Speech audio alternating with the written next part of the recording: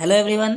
चलिए तो देखिए, मैं जैसा कि आपको सेट 1 प्रैक्टिस करवा चुका था क्लास 8 के साइंस सब्जेक्ट का, मैं साइंस सब्जेक्ट का कुछ ऑब्जेक्टिव क्वेश्चन का प्रैक्टिस करवा रहा हूं जो आपको एग्जाम में बहुत ही हेल्प करेगा। ठीक है, तो आज मैं आपके सामने सेट 2 ले आया हूं। ठीक है, जिसमें फिर से ये 20 क्वेश्चन रहेंगे, 1 मार्क्स के, यानी 20 मार्क्स के मैं प्रैक्टिस करवा रहा हूँ। आप इसको एग्जाम से पहले टोटल प्रैक्टिस करके जरूर जाइएगा, इसी टाइप का आपको क्वेश्चन मिलेगा एग्जाम हॉल में। ठीक है, चलिए तो जैसा आप देख रहे हैं, आप क्या है, मॉडल क्वेश्चन पेपर। ठीक है, और आपका सब्जेक्ट क्या हो जाएगा, साइंस हो जाएगा, आपका क्लास 8 हो जाएगा। ठीक है, तो पहला क्वेश्चन हम लोग देखते हैं। पहला क्वेश्चन में लिखा है, कोशिका में कोशिका द्रव के बीच खाली संरचना होती है जिसे क्या कहते हैं, है ना। तो इसे रिक्तिका कहते हैं, आपको याद कर लेना है क्या कहते हैं, इसे रिक्तिका कहते हैं। ठीक है, चलिए हम लोग दूसरा क्वेश्चन को देखते हैं। हाँ, अगर अभी तक आपने मेरे चैनल को सब्सक्राइब नहीं किया तो पहले मेरे चैनल को सब्सक्राइब कर लीजिए और आप बेल आइकन को प्रेस कर लीजिए ताकि आप तक मेरा वीडियो सबसे पहले पहुंच सके। और मैं प्ले लिस्ट बना दिया हूं, आप प्ले लिस्ट में जाकर वीडियो को आराम से देख सकते हैं। ठीक है,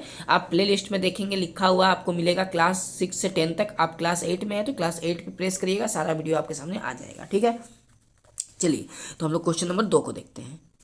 हाँ, तो क्वेश्चन नंबर 2 को देखते हैं। क्वेश्चन नंबर 2 में लिखा है, निम्नलिखित में कौन सा धातु नहीं है। ठीक है, तो देखिए, तांबा एक धातु होता है, एल्युमिनियम भी धातु है, लोहा भी धातु है, लेकिन जो सल्फर है ना, ये धातु नहीं है। इसका मतलब आपसे पूछा है कौन सा धातु नहीं होगा, तो ऑप्शन सी सही आंसर हो जाएगा, सल्फर। सल्फर क्या है, अधातु है, धातु नहीं है। ठीक है, चलिए क्वेश्चन नंबर हम लोग 3 को देखते हैं, 2 तो हो चुका। क्वेश्चन नंबर 3 में लिखा है, मनुष्य में वायरस द्वारा होने वाला एक सामान्य रोग है। तो आपसे पूछा है कि वायरस से कौन सा रोग होता है, तो आपको याद रखना वायरस से पोलियो रोग होता है, यानी ऑप्शन बी इसका सही आंसर हो जाएगा, पोलियो। ठीक है, क्लियर है, यहाँ तक कोई दिक्कत नहीं है। चलिए क्वेश्चन नंबर हम लोग अब 4 को देखते हैं, जिसमें लिखा है, साइकिल के हैंडल तथा पहियों के रिम को चमकदार बनाने के लिए किस धातु का विद्युत लेपन किया जाता है। आपकी जो साइकिल है उसके देखिएगा हैंडल चमकदार होता है, फिर जाके जो रिम होता है वो भी चमकता है ना, सिल्वर कलर का। तो उसमें पूछा गया है आपसे कि किस चीज का लेपन किया जाता है, और वो विद्युत लेपन होता है। तो आपको याद रखना वो क्रोमियम का लेपन होता है। इसका मतलब ऑप्शन ए इसका सही आंसर हो जाएगा। ठीक है, चलिए क्वेश्चन नंबर हम लोग 5 को देखते हैं। क्वेश्चन नंबर 5 में लिखा हुआ है, निम्नलिखित में से कौन सा आहार किशोरों के लिए सर्वोत्तम है। ठीक है, तो बताइए कौन सा खाना आपके लिए बहुत ही उत्तम माना जाएगा। ऑप्शन ए में देखिए लिखा है, चावल, नूडल्स और बर्गर। ये बर्गर नूडल्स फास्ट फूड होता है जो बहुत ही नुकसानदायक है, ये नहीं हो सकता।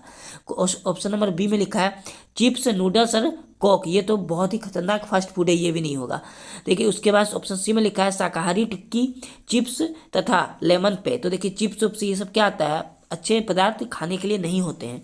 तो ऑप्शन नंबर हम लोग अब डी को देखेंगे, जिसमें लिखा है, रोटी, दाल, सब्जी आती है, ये सबसे बेस्ट है आपके लिए, है ना, सर्वोत्तम आहार होता है किशोरों के लिए। तो हम लोग का सही आंसर क्या हो जाएगा, ऑप्शन डी हो जाएगा। क्लियर है, चलिए क्वेश्चन नंबर हम लोग 6 को देखते हैं। क्वेश्चन नंबर 6 में लिखा हुआ है, शुष्क मौसम में बालों में कंघी करने पर वह बिखर जाता है, इसके लिए कौन सा बल उत्तरदायी होता है। तो इसके लिए स्थित विद्युत बल उत्तरदायी होता है। इसका मतलब ऑप्शन सी सही हो जाएगा। ठीक है, क्वेश्चन नंबर 7 को देखते हैं, जिसमें लिखा है, निम्नांकित में कौन सा दहनशील पदार्थ नहीं है। दहनशील का मतलब होता है जो जलता है, और आपसे पूछा कौन सा दहनशील नहीं है, मतलब कौन नहीं जल सकता। तो देखिए लकड़ी तो जलेगा, पेट्रोल भी जलेगा, कोयला भी जलेगा, लेकिन पेट्रोल पत्थर जलेगा क्या, नहीं। तो हम लोग का सही आंसर क्या हो जाएगा, ऑप्शन सी पत्थर, ये दहनशील पदार्थ नहीं है। चलिए क्वेश्चन नंबर हम लोग 8 को देखते हैं। क्वेश्चन नंबर 8 में लिखा हुआ है, हाइड्रा में जनन की विधि।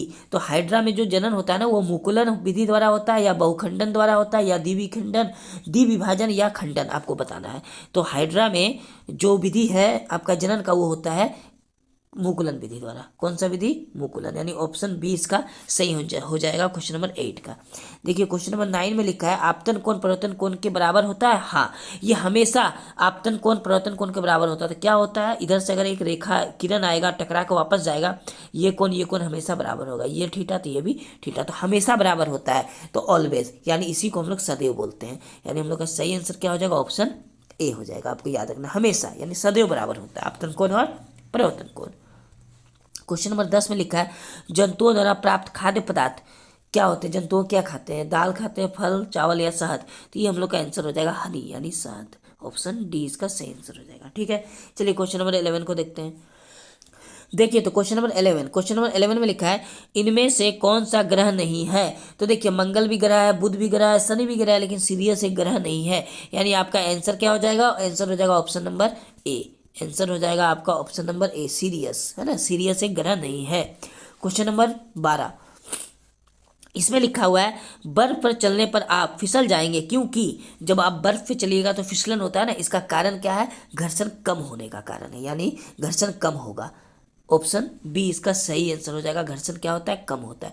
घर्षण जितना कम होगा फिसलनदार उतना बढ़ेगा, उतना ज़्यादा हम लोग फिसलेंगे घर्षण कम होने पर। ठीक है, देखिए क्वेश्चन नंबर 13 में लिखा है निम्नलिखित में कौन सा प्राकृतिक रेशा है। ठीक है, तो प्राकृतिक रेशा रेशम को कहते हैं, जो रेशम कीट से प्राप्त किया जाता है, ये प्राकृतिक रेशा है।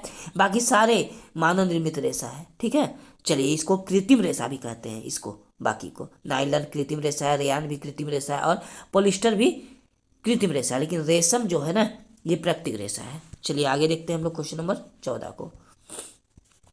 देखिए क्वेश्चन नंबर 14 में लिखा आवृत्ति का मात्रक क्या होता है, तो आवृत्ति का मात्रक हर्ट्ज होता है, यानी ऑप्शन सी आपका सही आंसर हो जाएगा। ठीक है, तो आप ऑप्शन सी में टिक लगा लीजिए। क्लियर है यहाँ तक। क्वेश्चन नंबर 15 को देखेंगे, जिसमें लिखा है विपरीत आवेशों के बीच क्या होता है। देखिए प्लस और माइनस एक दूसरे को हमेशा अट्रैक्ट करेंगे, खींचेंगे, और अगर प्लस प्लस रहा तो ये इधर भागेगा, ये इधर, और इसी तरह माइनस माइनस रहा तो भी ये इधर भागेगा, इधर। अगर सेम डायरेक्शन रहा, अलग अलग डायरेक्शन रहा तो ये एक दूसरे को आकर्षित करेंगे। क्या करेंगे, आकर्षित, यानी हम लोग का सही आंसर क्या हो जाएगा, ऑप्शन ए। ये क्या है, विपरीत आवेश है। ठीक है, अगर विपरीत आवेश रहेगा तो हमेशा आकर्षित होगा, और अगर एक ही जैसा अगर आवेश रहेगा तो हमेशा प्रतिकर्षण होगा, यानी आपका 15 नंबर क्वेश्चन का जो आंसर होगा वो ऑप्शन ए सही हो जाएगा। ठीक है, क्वेश्चन नंबर देखिए 16, इसमें लिखा है घरेलू ईंधन के रूप में उपयोग किया जाता है, तो घरेलू ईंधन के रूप में एलपीजी का उपयोग किया जाता है। आप लोग के घरों में भी एलपीजी का उपयोग होता होगा। ठीक है, चलिए तो क्वेश्चन नंबर हम लोग अब 17 को देखते हैं। क्वेश्चन नंबर 17 में लिखा हुआ है वन उन्मूलन का कारण क्या है, तो वन उन्मूलन का कारण क्या, भवन का निर्माण, सड़क निर्माण, कागज उद्योग, सभी। तो ये ऑप्शन डी इसका सही आंसर हो जाएगा। क्वेश्चन नंबर 18 में लिखा है निम्नलिखित में से कौन सा जीवाश्म ईंधन है, तो कोयला एक जीवाश्म ईंधन होता है ना। कोयला, पेट्रोल, प्राकृतिक गैस, ये क्या है, एक जीवाश्म ईंधन में आएगा। तो हम लोग का क्वेश्चन नंबर 18 का आंसर क्या हो जाएगा, ऑप्शन डी हो जाएगा। देखिए क्वेश्चन नंबर 19 और 20, ये आखिरी दो क्वेश्चन है। क्वेश्चन नंबर 19 में लिखा है ईस्ट का उपयोग किसके उत्पादन में किया जाता है, तो ईस्ट का उपयोग अल्कोहल के उत्पादन में किया जाता है, यानी ऑप्शन ए इसका सही आंसर हो जाएगा। और क्वेश्चन नंबर 20 जिसमें लिखा है इनमें से कौन सा सबसे गर्म ग्रह है। ठीक है, तो सबसे गर्म ग्रह आपका हो जाएगा शुक्र।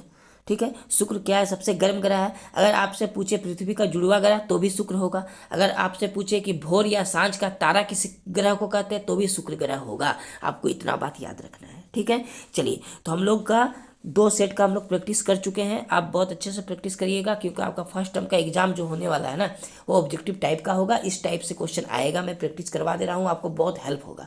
ठीक है, चलिए हाँ, अगर अभी तक आपने मेरे चैनल को सब्सक्राइब नहीं किया तो प्लीज़ चैनल को पहले सब्सक्राइब करिए और बेल आइकन को प्रेस करिए, और अधिक से अधिक अपने दोस्तों के बीच चैनल को शेयर भी करिए। ठीक है, अगर वीडियो अच्छा लगता है तो आप लाइक करके जरूर जाइएगा। चलिए मिलते हैं अगले वीडियो में, तब तक आपका बहुत बहुत धन्यवाद।